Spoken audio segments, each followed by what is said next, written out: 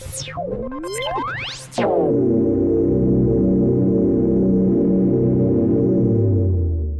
is your weekly report on corruption in the Philippine government.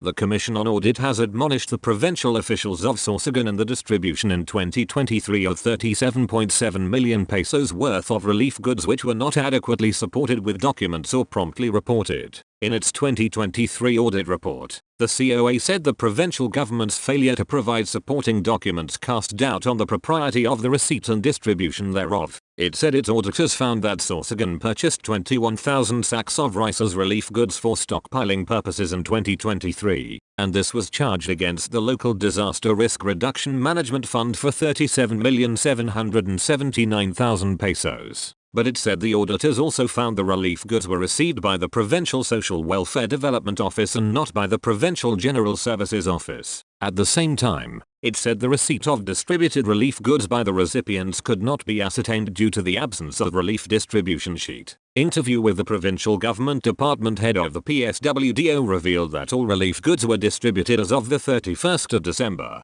2023. However, duly accomplished RDS were not yet submitted, it said. As a result, the 21,000 sacks of rice remained as part of the inventory as of year-end. It also said, the RDS, the COA said, should have indicated the names and signatures of the recipients of the relief goods as well as the details of relief goods received during its actual distribution. The COA then asked the head of the provincial government of Sorsogon to instruct the PGSO to observe the proper inventory and monitoring of all procured relief goods, taking into consideration the RDS evidencing the issuance to the end users or beneficiaries. A female member of the Philippine Army reportedly tried to bribe a traffic enforcer to get away with her apprehension for encroaching on the EDSA bus lane. A white sport utility vehicle driven by a woman, who was wearing an army uniform, was flagged along the EDSA carousel on July 2nd, according to the Department of Transportation Special Action and Intelligence Committee for Transportation. The private vehicle has a logo of the Philippine Army, the DOTR said. The soldiers said she used the EDSA busway because she was running late for a conference in Taguig. When she was asked to present the vehicle's official receipt and certificate of registration, she allegedly tried to bribe the traffic enforcer. Authorities towed the SUV to the impounding area of the Land Transportation Office along East Avenue in Quezon City. The soldier was issued a citation ticket for disregarding traffic signs. The DOTR did not disclose the identity of the female soldier as well as the license plate of the SUV. A barangay Kagordor councillor was shot dead in Barangay Victoria, Alaminos City, Pangasinan on Wednesday, July 3rd. Police Major Geraldine Camanjan, Alaminos City Deputy Chief of Police, identified the victim as Recto Romeo Tabua, 57, Kagordor of Barangay Victoria. Camanjan said Tabua was sitting in a covered basketball court when a man wearing black helmet, black jacket, and black denim pants on board a black motorcycle appeared and shot him multiple times in the back. The suspect fled and police took the victim to the hospital where he was declared. Lawmen recovered 3 empty shells of a handgun from the crime scene and reviewing surveillance cameras in the area to identify the gunman. The Commission on Audit has affirmed the 131.5 million pesos notice of disallowance issued in 2012 on the purchase in 2009 by the Philippine National Police of 75 units of rubber boats and 93 units of outboard motors. In a decision, the COA denied the petition for review filed by Police Captain Superintendent George Q. Piano, then the Director of the Logistics Support Services and Chairperson of the Inspection and Acceptance Committee of the PNP through ND number 2012-11-069-09, dated November 20, 2012. The COA said that in the purchase of rubber boats and outboard motors for 131.5 million pesos, the PNP failed to conduct public bidding for the items, and instead resorted to direct procurement. It said the supply contracts and purchase orders were likewise divided among suppliers due to their incapacity to deliver the entire units, which resulted in the splitting of contracts in violation of the procurement law. Also, the COA said the suppliers incurred delays in the delivery of equipment, and the PNP failed to impose the necessary penalties and lost the amount of 8,506,100 pesos as liquidated damages. When the ND was issued in 2012, Piano was among the persons held liable for the amount of 87,375,000 pesos. In the petition for review, Piano argued that his involvement in the procurement was limited to his being the director of LSS and chairman of IAC. He told the COA that he had no hand or participation in the award or recommendation for the award of contracts for the supply and delivery of the rubber boats and outboard motors. He also pointed out that he acted in the regular performance of his duties, without negligence and without personally benefiting from the transaction. However, the COA found his petition bereft of merit, aside from his failure to verify the reports before he approved the acceptance of deliveries and payment. Police Captain Superintendent Piano admitted his own negligence and that of the IAC when he stated that the IAC during his watch as chairperson thereof only acted in accepting the delivery of 75 units of rubber boats after the inspection team found the rubber boats to be conforming to the National Police Commission approved technical specifications. The COA's decision stated, "This shows that he was remiss in his responsibility to personally supervise the composite team in making sure that the delivered units were compliant with the NAPOLCOM specifications and PNP tests and evaluation," it said. The decision also pointed out that the fact that Piano did not benefit from the transaction will not absolve him of his personal liability under the disallowance, since there was an expenditure of public funds that was not made in compliance with the law. Robbery with intimidation of person has been filed with the Caloocan City Regional Trial Court against a police sergeant who was arrested after accepting 30,000 pesos from the sister of an apprehended suspect in illegal drugs trading. In a press briefer issued Sunday evening, the 7th of July, the Department of Justice identified the charged police officer as Police Staff Sergeant Andrew C. Centino, who was detailed at the Amparo Police Substation in Caloocan City. The DOJ said that Centino was arrested last the 24th of June during an entrapment operation conducted by the Philippine National Police Integrity Monitoring and Enforcement. It said that Centino was caught accepting 30,000 pesos from a woman whom he asked for payment for the release of her brother who was arrested for drugs charges. It also said that Centino tried to escape but was eventually caught by operatives of PNPIMEG at a nearby condominium. A 100,000 peso bail was recommended for Centino's provisional liberty. During the same operation, the DOJ said the PNPIMEG also caught at the same substation two policemen engaged in illegal gambling by playing the card game Tongits. The two were identified as Police Captain John Silvatino and Police Senior Master Sergeant Jonathan Giagallo, both of whom were charged with illegal gambling before the Caloocan City RTCA. 30,000 pesos bail was recommended for each of them. Centino, Silvatino and Giagallo are detained at the PNP headquarters in Camp Crame in Quezon City. Let this be a warning to law enforcers or to any public servant for that matter, not to abuse their authority, neither enrich themselves at the expense of others, DOJ Secretary Jesus Crispin C. Ramilla said in a statement.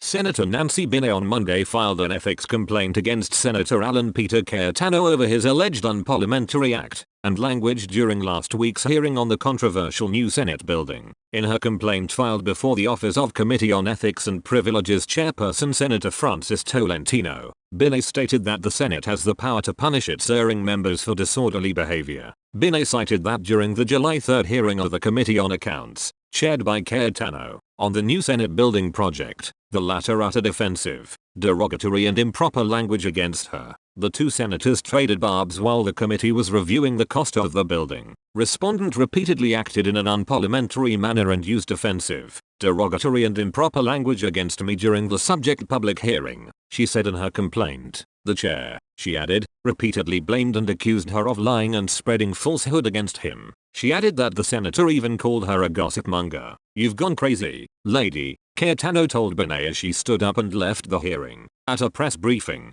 Binay turned emotional as she explained that her children witnessed the incident. Thus, she decided to file a complaint. Meanwhile, Cayetano said he saw photos of Binay filing the complaint. He shrugged it off and said nothing would come out of it. He added he could file the same against Binay. "She knows that nothing will happen in the ethics case. I can also file an ethics case against her because what she did was also unethical," he added.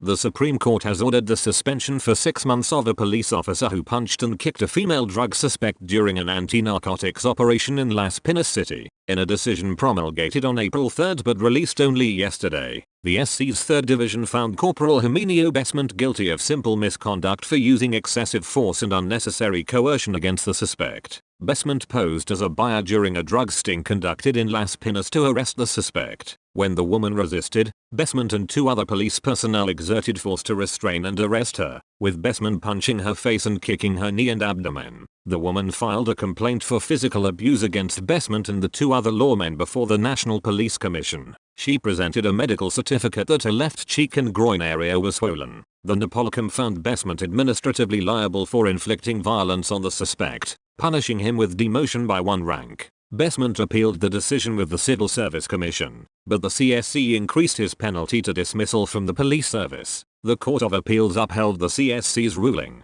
prompting Besment to elevate the case to the SC in resolving the case. The SC ruled that Besment was administratively liable only for simple misconduct since it was not proven that his actions were tainted with corruption or clear intent to violate the law. The Philippine National Police has identified 2 dismissed police officers as the alleged masterminds in the killing of beauty pageant candidate Geneva Lopez and her Israeli boyfriend Yitzhak Cohen. Ranking police officials in Department of the Interior and Local Government Secretary Benjamin Abalos Jr. presented suspects Michael Giang and Rommel Abuso to the media in a briefing in Camp Crame on Monday. PNP Criminal Investigation and Detection Group Chief Major General Leo Francisco, director of the Criminal Investigation and Detection Group, said a land dispute was the motive of the killing after Lopez attempted to take the parcel of land pawned to her by Giang over his failure to pay back the money he owes the beauty queen. Investigation showed Giang convinced Lopez to meet a supposed buyer of the parcel of land in Carpus, Tarlac on the 21st of June. The CIDG chief said unknown to Lopez, Giang connived with Abuso for him to pose as the buyer. From that point they met in Barangay Armenia and the 2 former police officers shot the couple. You'll see it's a planned activity. Based on our investigation, Giang and Abuso planned how they would deal with the couple, so there was that plan of killing the couple. Giang doesn't want to give to Geneva the land he pawned, Francisco said. The couple succumbed to gunshot wounds, based on the results of the autopsy conducted by the National Bureau of Investigation. Francisco said the surrender of another person of interest, alias Junjun, led to the identification of the suspects as he narrated the events that occurred on the day the couple was killed. Junjun, who served as Giang's driver, revealed the location of the couple's remains. These were later exhumed by authorities in Barangay San Vicente in Carpus town on the 6th of July. Abalos said Giang and Abuso are now under police custody. The CIDG chief, meanwhile, said a manhunt is underway against 2 other persons who allegedly assisted Abuso and Giang in carrying out the couple's murder. PNP Chief General Rommel Francisco Marble assured that the police would file airtight cases against those involved in the killing of Lopez and Cohen. He said the 2 former police officers would be charged with 2 counts of murder. Abalos, meanwhile, said 2 more cases would be filed against Giang and Abuso, charges of illegal possession of firearms and illegal possession of explosives as a result of follow-up operations that resulted in their arrest. Abuso and Giang were dismissed from the police service in 2019 and 2020, respectively, for being absent without official leave. Former Senator Antonio Trillanes IV on Friday filed plunder complaints against former President Rodrigo Duterte and Senator Christopher Lawrence Bongo before the Department of Justice in connection with the alleged anomalous award of 184 government contracts worth more than 6 billion pesos. In a 30-page complaint, Trillanes alleged that Duterte and Go facilitated corrupt practices in the awarding of contracts to companies owned by Go's father and brother. He said from 2007 to 2018, CLTG Builders, which is owned by the senator's father, Desiderio, was awarded 125 government contracts worth around 4.9 billion pesos, while Alfredo Builders, owned by the Solon's brother, Alfredo, bagged 59 government projects worth 1.74 billion pesos. Trillanes claimed both companies lacked the required contractor's license to undertake such large-scale projects, with many contracts exceeding their allowable project cost limits. All the elements of plunder are clearly present in this case.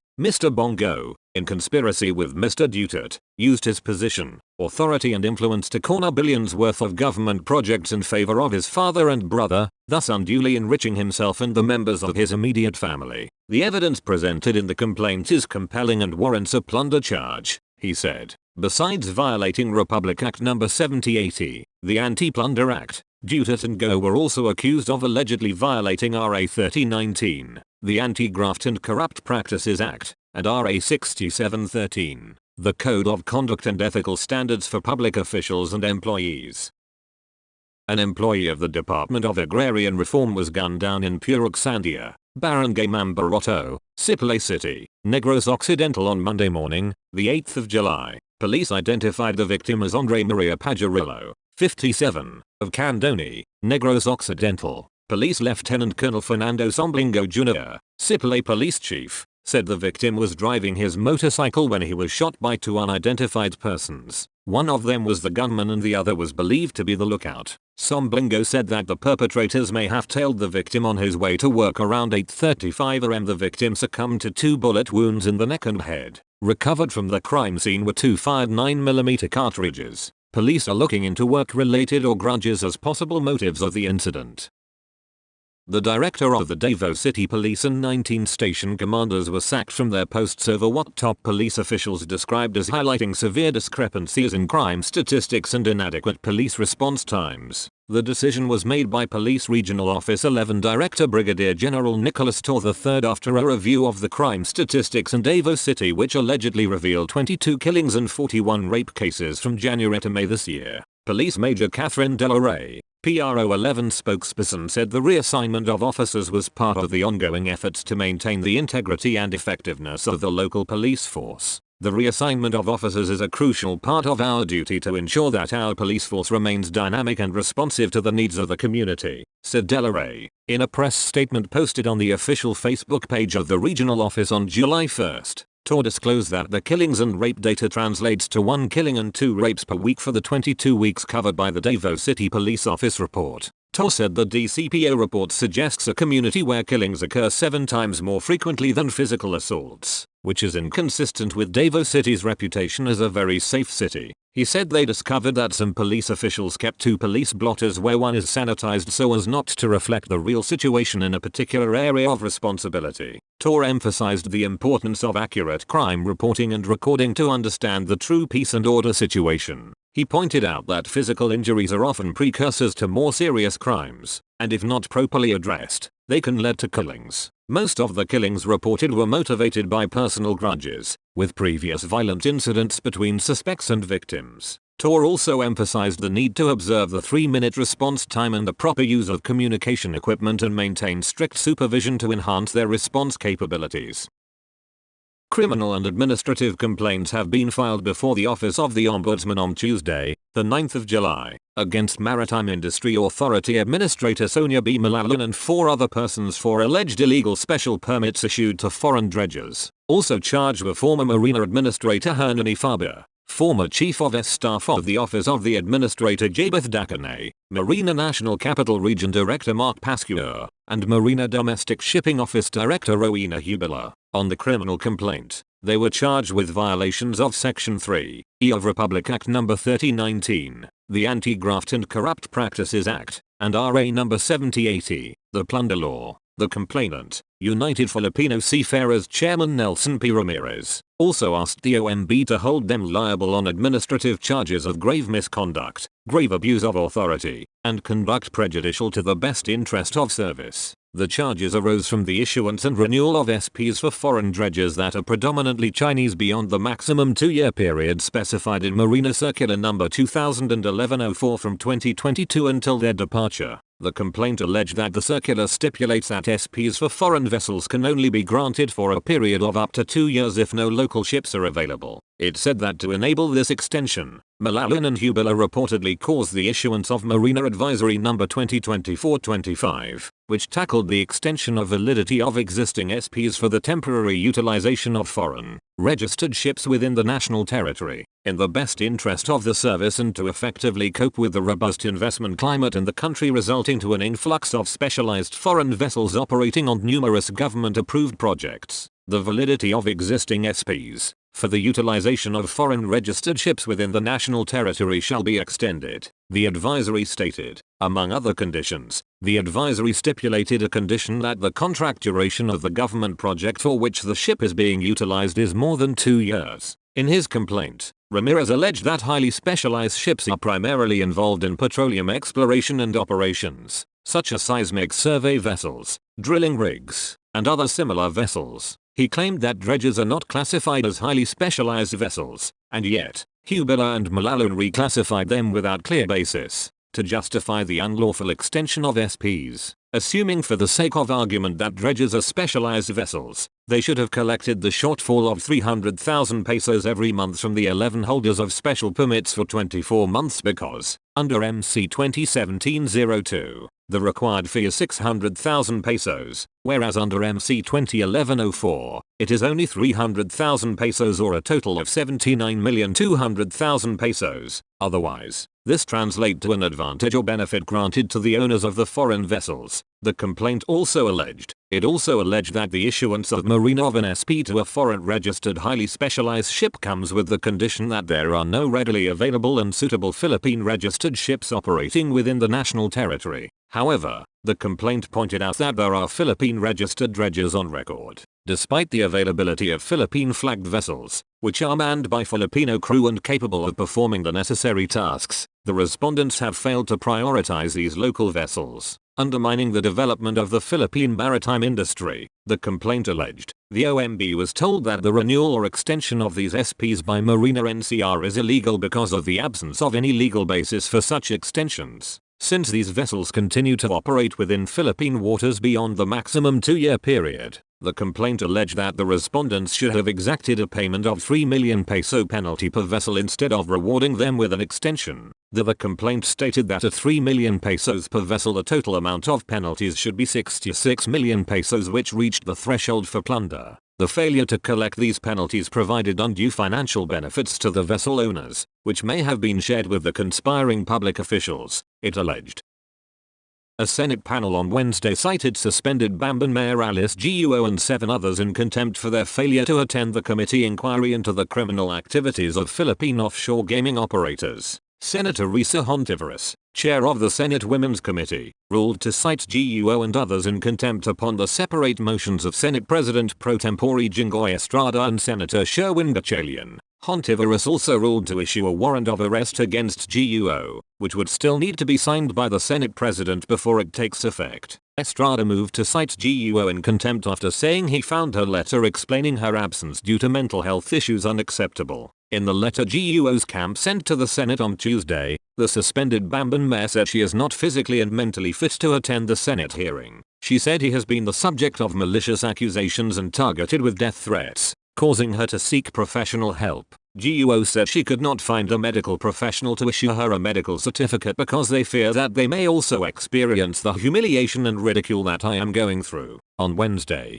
Hontiveros said that while the panel recognizes the importance of mental health, Guo is being compelled to testify due to the gravity of the accusations against her. The Senate can also arrange for a government doctor to attend to Guo, if requested, the senator added. We do not want to set a precedent where mental health is invoked to skirt the obligation to appear before a Senate committee, Hontiveros said, adding that she and other senators find her claims in her letter devoid of credibility. Gatchalian said he considers the absence of the invited resource speakers as a sign of guilt, as this is already the committee's 4th hearing into Pogo Hub's illegal activities. Not attending the hearing will be their loss because it removes the opportunity for them to explain their side, Gatchalian said in Filipino. This is a sign that they have something they do not want to reveal or that they have something to hide, the senator added. Escudero on Tuesday vowed to sign an arrest warrant against Guo if issued by Hontiveros, reminding Guo and her legal camp that the subpoena issued against her requires her to face the senators out of compulsion of law.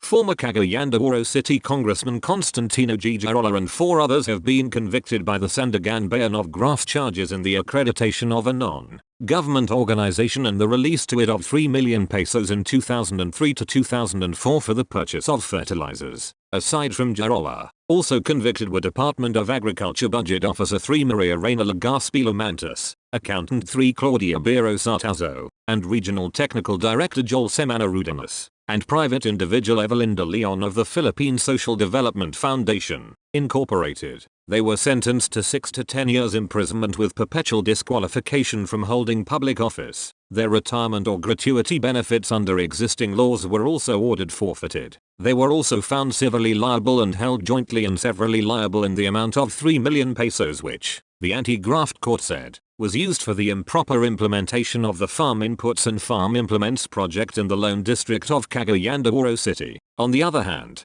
The court acquitted them of the charge for violation of Article 217 of the Revised Penal Code, also known as malversation. Their co-accused, city agriculturist Godofredo P. Badges, has also been acquitted of graft due to the failure of the prosecution to prove his guilt beyond reasonable doubt. Those convicted were involved in the unlawful accreditation of PSDFI, which resulted in the disbursement of 3 million pesos for the purchase of liquid fertilizers to ghost farmer beneficiaries from December 2003 to July 2004. The anti-graft court said in its decision that Jarola, Rudanas, Artazo, and Lumantis exhibited bad faith, partiality, and failure to exercise due diligence in the performance of their official government functions when they gave unwarranted benefits to PSDFI which caused the government undue injury in the amount of 3 million pesos. It cannot be denied that they were the ones who facilitated the preparation of the requirements for the release of the funds, and despite their knowledge of the insufficiency thereof, through their acts,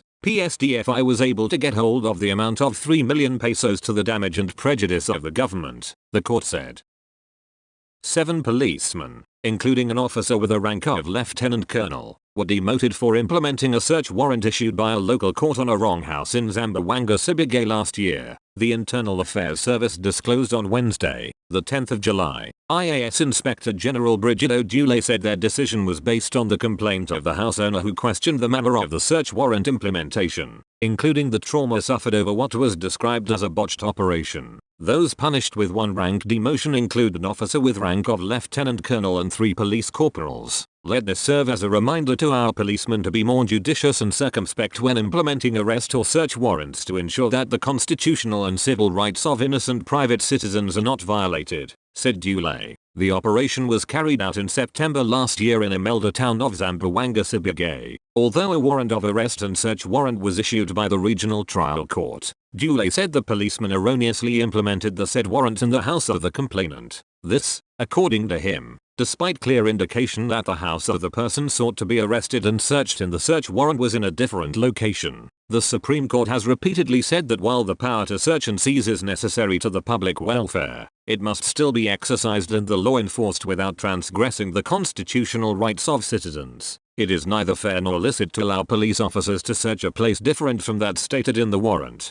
Dule said. Dule stressed that policemen have no discretion as to where they search and only the place named or described in the warrant should be searched. Otherwise, he said, the search becomes unreasonable and the personnel involved may be held administratively liable for its wrongful implementation. Entering any dwelling not included in a search warrant and against the will of the owner may also constitute the criminal offense of violation of domicile under Article 128 of the Revised Penal Code, said Dule.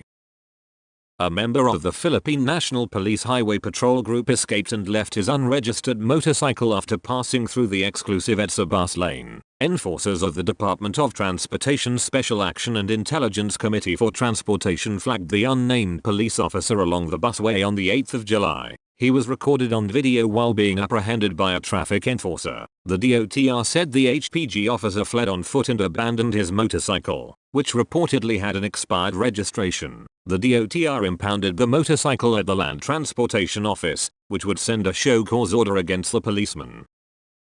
A Manila court has ordered the arrest of a police officer who ran over protesters during a demonstration on the 20th of October 16. The violent incident occurred on the 19th of October, 2016, in front of the US Embassy in Manila, where a police mobile ran over demonstrators who were picketing in support of President Rodrigo Duterte's announcement of an independent foreign policy and to call for the pullout of US troops from the Philippines. The group's program was about to end when the vehicle driven by Police Officer 3 Franklin Co suddenly reversed and then moved forward, running over some of the protesters, including RG Pinamalayo from the group Katribu. The injured individuals filed a complaint with the Office of the Ombudsman. After 8 years, the case has been filed in court. After 8 years, it's good that the case has not been forgotten, Attorney Ephraim Cortez, legal counsel for the victims, said. Based on evidence, this is a clear case. In fact, he did this publicly and there is so much footage on top of the witnesses who saw what happened. Although they did not expect the wait to last 8 years, Cortez of the National Union of People's Lawyers considers it a welcome development.